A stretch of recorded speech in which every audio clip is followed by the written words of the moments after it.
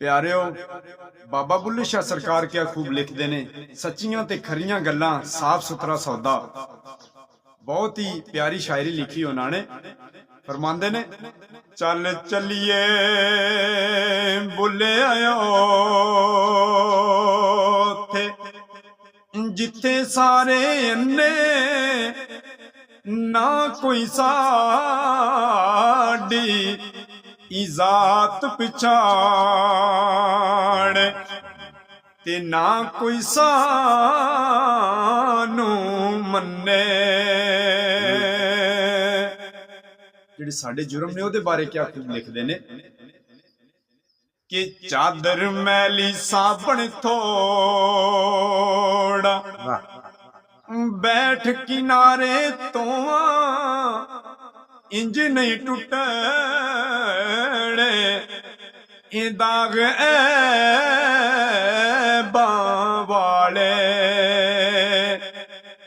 तू ते नले रोवा।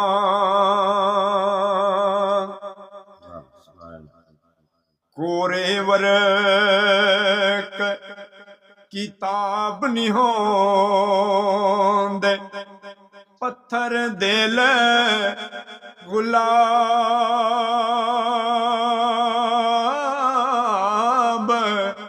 नहीं होंदे।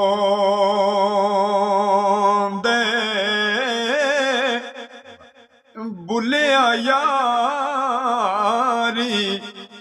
पहले सोच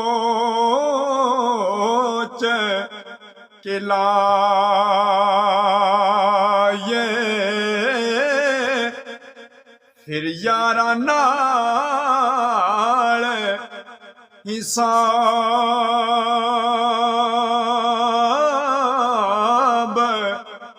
नहीं होंदे।